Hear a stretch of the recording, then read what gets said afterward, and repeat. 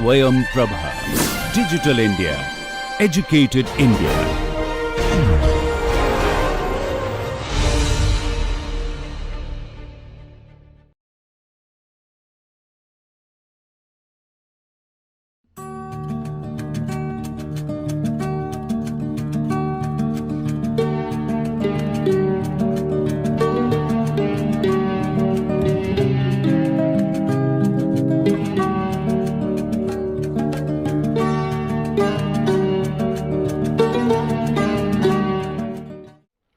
Welcome back.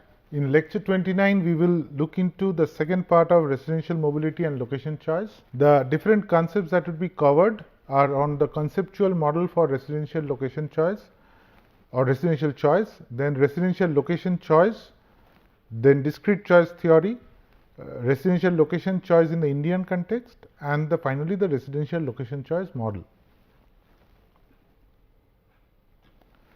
So, the basic conceptual model for residential location choice could be established, could be explained as a model which includes both the process where the intention to move, or rather where a person starts considering his intention to move, and then to the final point when he actually moves to a particular location. So, this particular framework was developed by Colombel and in the year 2010. And here you can see that both residential mobility and residential location choice is included in part of the conceptual model, which is for residential choice. And the first decision to move is actually originating from change in the household's socioeconomic attributes, current housing characteristics, and also based on the change in the household's preference, priorities, and aspirations. So, that means it's a question of both need and also based on the different aspirations and preferences. So, both the things are considered, and then once the person decides to move, then we need to understand how much is the household satisfaction with the current residence, and is he dissatisfied or satisfied. If he is satisfied with the current residence, before then he may not decide to move in the first place, and he is not moving or adjusting housing consumption. So, that basically means, well, the change in households needs have taken place, change in housing characteristics have taken place, but again his preferences and priorities have changed, but the present housing location is, or the present housing choice is able to take care of these needs. Or so there is no movement or even there is no adjustment of the housing consumption, means he is not even maybe expanding his house and so on. So, in some cases people may buy some additional, may construct some additional room in his existing house or additional floor in his existing house. So, we are also not considering that part. So, once a person is dissatisfied with his current residence or the current dwelling, then comes the question of, is the dissatisfaction affecting household stress threshold level? That means once the dissatisfaction is beyond the threshold level, then only people start thinking of moving, because if it doesn't exceed the threshold level, then again he doesn't move. But if it exceeds the threshold level, then only a person decides to think about moving. So, he wants to adjust the level of housing consumption once his stress threshold level increases. Then once he has done that, he establishes the housing preferences. That means what he wants. That means what kind of choices that he has, that he would like to have. And then once he has established that what he would prefer to have, he start looking for alternatives, which is search for alternatives, and then he looks into the available supply. So, available supply do play a big role. So, if it is not there, then his alternatives are not there, he may stop looking even. And then he evaluates the alternatives which are available, and once he evaluates the alternatives, then he decides to improve his current residence, and once he does that, then only he moves, and then he selects his new residence. So, this is a process which goes through several steps. That means a person first sees that, okay, there is change in his existing situation, and then he decides, well, this change requires me to move or not. And if he is deciding to move, then he first needs to check if the existing house is taking care of his needs to the extent adequately or not. If it is not, then only he wants to move. Then only he has to check if the dissatisfaction is so much that he is eventually willing to move. And then when he is willing to move, then he looks into the available supply in the market, and then if it matches his requirement, then he evaluates the alternative, and finally he decides to buy one alternative or move into one alternative. And that is the process when a new residence is being selected. So this is a big process. It involves a lot of steps, and whenever we are developing a model, it should also consider these different steps. So residential location choice, as you can understand that we have discussed about the mobility part, that means intention to move by a particular household. The next comes the decision where he wants to move or where he wants to locate himself. So this household location decisions are also a very, very important component of the land use transportation models, and we need to understand the inherent factors influencing these choices, and because we want to understand what effects will different policies in the urban areas or different projects in the urban areas will have that will affect my housing choices. So I need to understand the different things that influence my location choice, and then finally long-term choices made by households, the location where they will shift, that actually affects the travel demand and demand for other public services.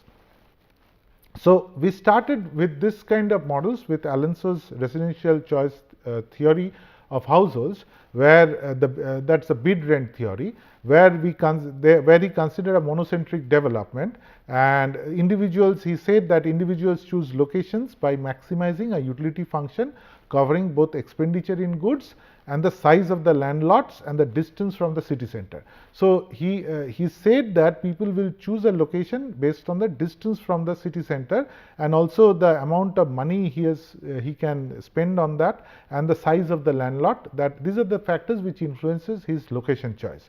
So this theory, as you can understand, is incapable of handling polycentric employment center concepts and asymmetric development patterns, and also individuals' preferences and household preferences are sometimes lost. So then comes the Lowry model of 1964. This is the next model which considered residential location choice to the first time in a land use transportation model. Otherwise, it was just a transportation model. The land use component was not there. So the land use component first came into the Lowry model, and this land use component was in form of the location choices of employees of industries, and it was based on like workers followed a gravity model to determine their choice of residences based on the distance from the employment and the nature of employment and on the type of employment. So gravity model, as you can understand, there is potential part and then there is a distance part. So employment is the total quantum of employment and then distance is the impedance. So based on this two, people will distribute themselves around the employment center. So that was the concept of Lowry's model, and once the people distribute themselves based on this concept, then retail and other kind of service employment was created because of these new residences, because wherever there are new residences, there were demand for retail and other services. So these new jobs were created that eventually also required new residences. So this was the iterative process considered in the Lowry's model, and this was the first time which considered residential location choice in a sense where it was part of the land use transportation evaluation process. So then comes the discrete choice framework. We have already discussed the discrete choice theory. So McFadden was the first during 1978 was first applied the discrete choice modeling to housing location choices, and this actually looked into choices between alternative houses or alternative neighborhoods. So it could be done at a house level or at a neighborhood level as well. But as you can understand, in an urban area, there could be many neighborhoods, many zones. So it could be done at a zones that itself is a huge number of choices. and if you consider each house, then you get millions of alternatives. So actually people are don't choose so many or look into so many alternatives, they only look into a subset of those alternatives. Anyway, but both could be done. So for example, instead of house choice, if I say it's the location of an apartment complex, then if I take the case of Kolkata or any other city, so at a particular point of time there are only a certain number of apartment complexes, large ones, which are available in the market, and people who are going to move into this kind of apartment complex, for them we can determine a location choice by considering those apartment complexes. So in that case, the discrete choice model is between a choice of alternatives of different houses. So, or an apartment complex in that sense could be also called as a neighborhood in that sense. Anyway, both could be done, and this assumes choice of so this kind of model actually assumes that the workplace choice is exogenous. That means we already know the workplace choice, and based on that is an exogenous input to the model. So that is not part of the model. We are not determining the location choice of the workplace, and based on the existing location of the workplace, we determine the location of residences. Now, this assumption was criticized by Waddell, and he instead said that workplace may be conditional to residential location or vice versa, or could be a simultaneous decision. So he said that workplace decisions are also endogenous to this kind of modeling process. So in addition, this is one concept, and then in addition to this, the residential self-selection and accessibility plays a big role. This we have discussed in the last lecture, that people choose to locate near transit stations because they will use transit. So that's a fixed choice already. So it's they're self-selecting the location. So there is not much alternatives in that sense. So then, of course, when we consider multinomial logic model, for modeling this kind of choice processes. So there is the property where we are having independence of irrelevant alternatives hypothesis, IIA property. So there we have already discussed that probability between or the effect of a third choice doesn't affect the probability of choice between existing two choices. That means we can take two alternatives and take their ratio, the probabilities ratio, and the third alternative has no influence on that particular probabilities ratio. So what it means is, even if we take away one choice from this decision, that means it is not affecting the choice of two others. So it is good in some sense in the overall modeling process for residential locations. I will come to that. But in this particular case, this is actually creating a problem. For example, due to spatial correlation between alternatives, this property is violated because close places are better alternatives. For example, a person is living in a particular area, he wants to locate to area which is nearby. So all the nearby areas are closely related. So if I don't get a location in one area, I will choose another closely related area. So that means that these choices are influenced by each other. So as soon as I have the IIA property, this is violated, because where all the choices, where we take a close choice or a choice which is far away, so what it is saying, that if I choose between one alternative, the other alternatives will be affected in the same way, which is not the case.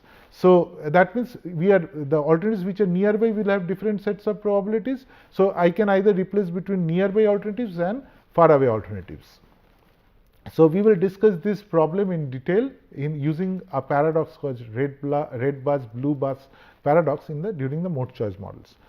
So Waddell in 1993 found that a nested logic model for predicting workers' choice of workplace, residence and housing tenure to be better than a multinomial logic model. And Ben Akiva and Bauman, this is another very, very popular work which has been followed by many researchers. They also used a nested logic model by integrating residential location choice and activity schedules of household members. That means depending on the activity schedules of members, the residential location choice is also a very, very joint decision. Now, looking in the Indian context, when we talk about residential location choices, we need to have certain understanding of our own context as well. So according to PMAY, households may be divided into 5 categories based on the household's income level, which is in INR per annum. So we have EWS households, which is less than 3 lakhs, lower income groups, which is 3 to 6 lakh, middle income group 6 to 12 lakhs. This is MIG 1, and middle income group 2, MIG 2 is 12 lakhs to 18 lakhs, and higher income group greater than 18 lakhs.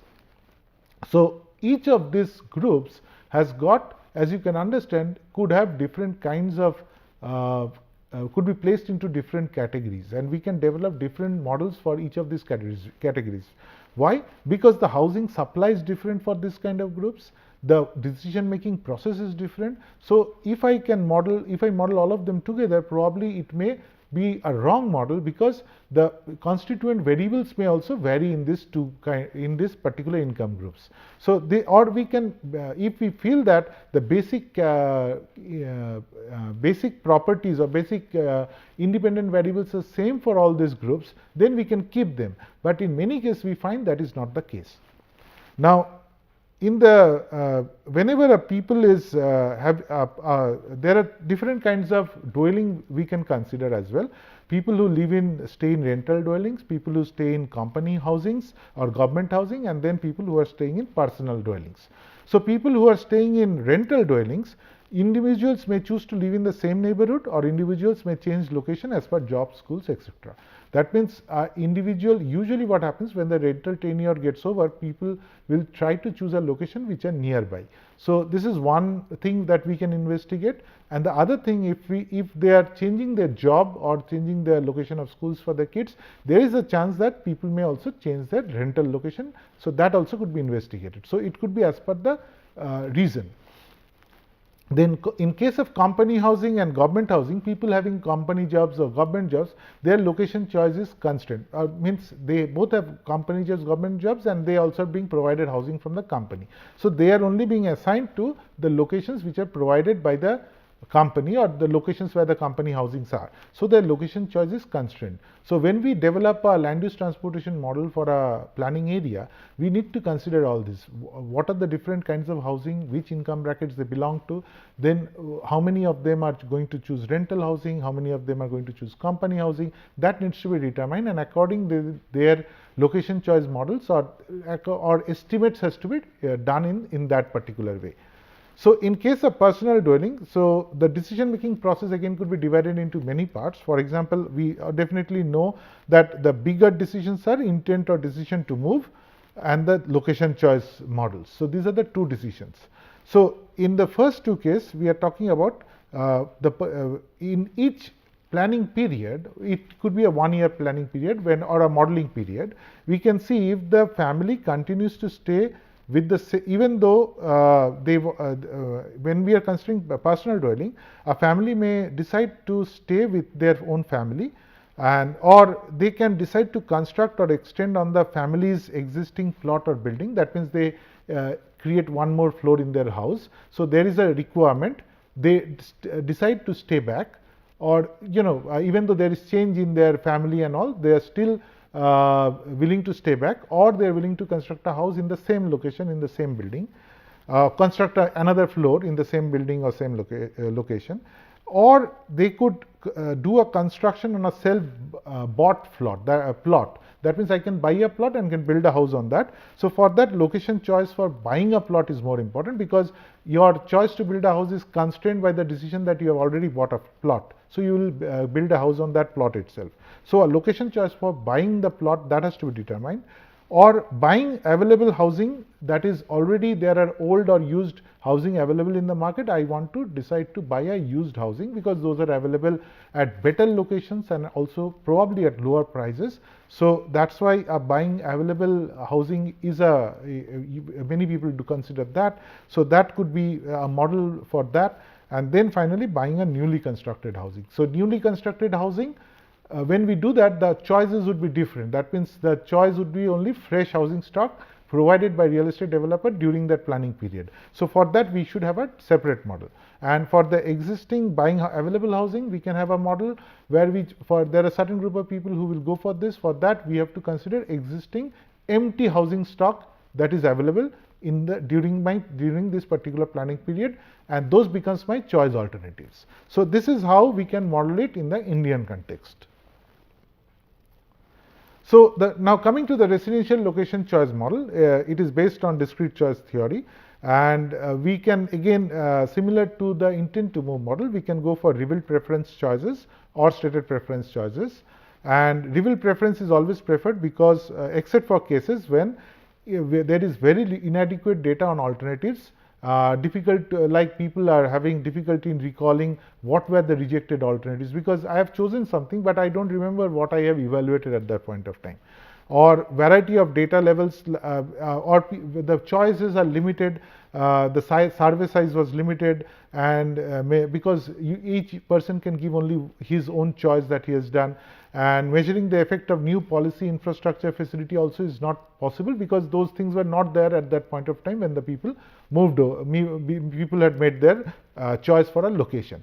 So we could develop both stated preference model or a revealed preference model, and these are the positives or negatives that you have to consider when you decide on which model to build. The model structure is a MNL structure, multinomial logit structure.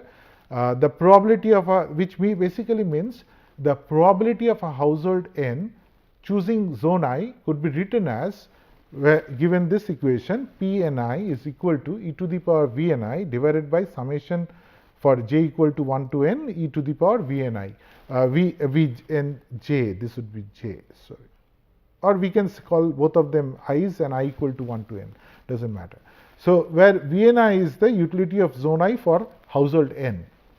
Now this basically is the utility of that particular alternative compared to utility of all alternatives, which is the denominator. So a constant is usually introduced for each of the choice alternatives, which can be ignored when the number of zones are very large. So in as I have discussed in the earlier lectures, that there is a constant in the model which is beta 0. So so in case of binomial model, the constant was fine, but when we have a multinomial choice model and when we have many alternatives, like for example there are, for each location a person may have chosen hundreds of alternatives and then chosen one from that. So whenever we are creating this kind of models, we can ignore the alternatives because the number of zones are very large, and this is the first thing. And then location choice model predicts individuals' household choice of residence to aggregated zones, TSZs, grids, parcels or building, and not to specific dwelling units. So that means all the characteristics that we are going to use in our model, which are sort of independent variables, all these are for a particular zone. It could be for a particular building as well, but it cannot be for a particular dwelling unit, because you can understand the total number of choices will be very high. So how to include dwelling unit characteristics in a particular model? So that is also another thing that we should explore. So that means if the number of rooms and all these things comes to play a role in the model, how to include those things. So we were already discussing about the choice set formation for residential location alternatives. So individuals make decisions based on hierarchical or nested set of alternatives.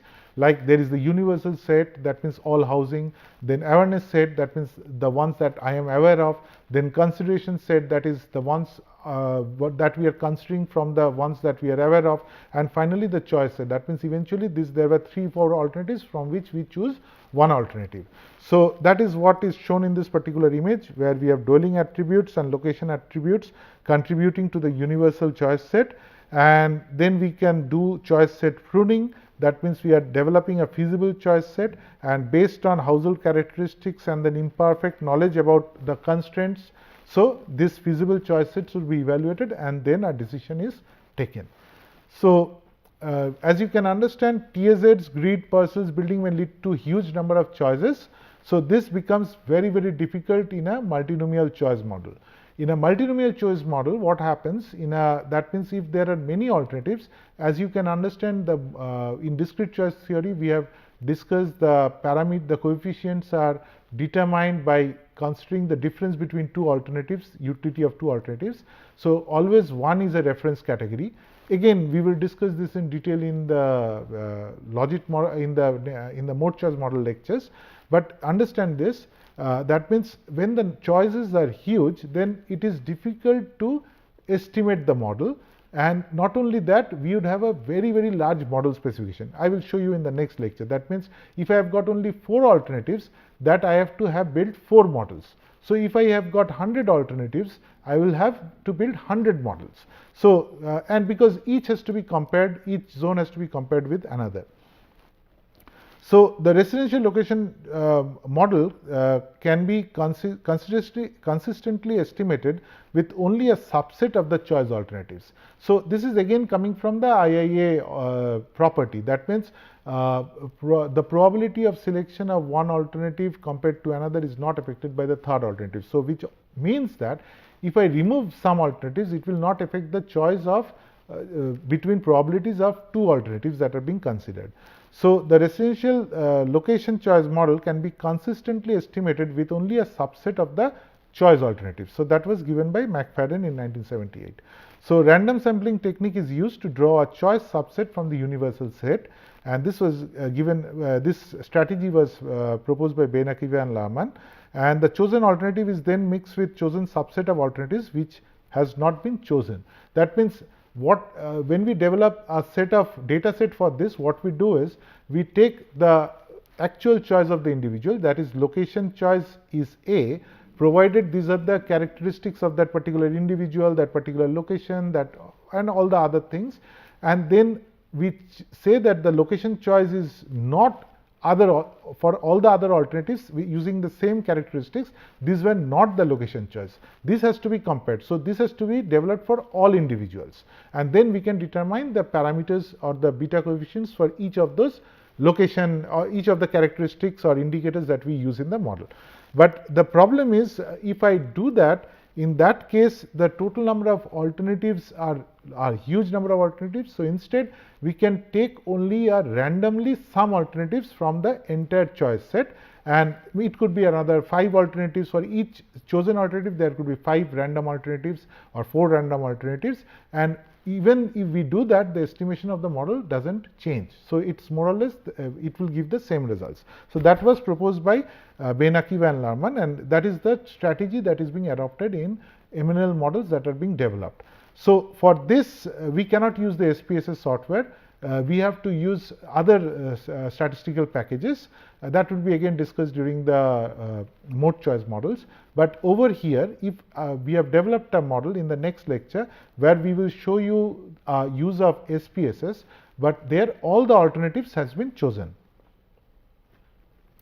So the different residential choice attributes that are being considered in this kind of models are household characteristics, dwelling characteristics, like for example within household characteristics we can consider life cycle, which includes age of the household head, household structure, is it a nuclear or a joint family, or if there is presence of children or not, number of earning members, household income. So these are all life cycle characteristics of the household. Or it could be lifestyle characteristics, for example low or high commute travel frequency, or low or high non-work based trips. So these are the different lifestyle choices of the household. So non-work based trips means if the family goes for recreational trips and so on. Lifestyle choices are low or high commute travel frequency. So these are the different lifestyle choices that this family has got. Then there could be dwelling characteristics, for example housing price, dwelling type, is it apartment or plotted, unit size, number of rooms, availability of garage. So I was telling you beforehand that how to include these characteristics, because we cannot have this because each house has got different properties, right? So we cannot have that as a common property for a particular zone or a housing complex. So in this particular case, we take them similar to the household's characteristics. We take this dwelling characteristics where the choice set is generated based on the family's requirement. So based on what the family want, we can have a choice set determined and work with that, or we can include them as dummy variables in the model. So that means these parameters will act as dummy variables. That means housing dwelling type is apartment, plotted or plotted. So for each we have a dummy variable. So when we include a dummy variable, that means for a dummy, keeping all the parameters constant, we will be able to understand how the probability will change if it is an apartment or if it is a plotted housing. Or same goes for if number of rooms is 1, how the parameter will be affected, or number of rooms is 2 or 3, how the overall probability will be affected. So keeping all the other parameters same. So this is how we will include these parameters in the model. And finally, we have got the interaction terms between household and location. So these interaction terms are basically where we combine two characteristics. For example, household characteristics and location characteristics are combined. For example, sensitivity of households to zone related attributes. For example, households with children sensitive to school quality. So we only take a parameter which is household with children, which is 1 and 0, and sensitive to school quality, because household which are not having children is not sensitive to school quality. So if using a term which is a multiplication between the first term and the second term, automatically housing without children will become 0. So in that way, these interaction effects are also included. Income levels interacted with other zone characteristics. So same way, like certain income levels are willing to stay in certain zones. So those could be the way these variables could be included. And we can also use different forms of dummy variables. So location characteristics, the final characteristics, these are the most primary things which influence the choice for choosing a particular location. So this include built environment characteristics such as built density, density of residential residential built up area, transport network, presence of transport network, presence of open spaces. Like for example, younger households prefer to stay in high density areas because of many activities that are available there. Presence of open areas have a positive impact on location choice. More amount of open area, people may choose to live in that neighborhood. Better transport network equate to better locational accessibility, that is also possible. And then socioeconomic environment, household type, population density, household origin, household cost, this kind of things may play a role. HIG households prefer to stay in similar household type locations. So what is the household predominant household type of a neighborhood, that can play a role. What is the population density of a neighborhood, that can play a role. Households tend to group together in similar ethnic or racial areas, so that is why this kind of characteristics also play a big role. And point of interest, like presence of service or retail, presence of these points of interest, then recreational facility, educational facility, transportation facility, this also influences our location choice. Then accessibility, different kinds of accessibility, we will show that in an example that we have used. And nearness to previous location, like people don't want to venture too much away from their existing location to when they choose a new location, that would also could play a role.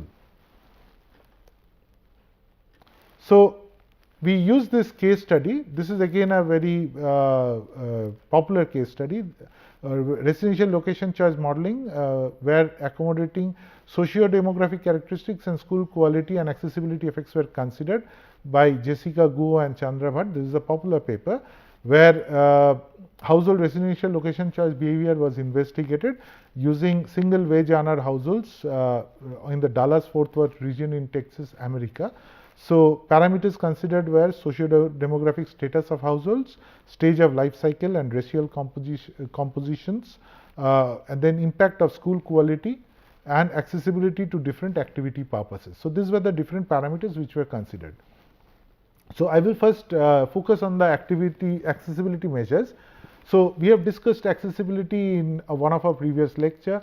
We have shown you accessibility could be measured in many different ways. We have shown you several equations that could be used. So this is one form of those equations where you can see accessibility to recreational areas for zone I is measured by 1 by divided by n. N is the total number of zones.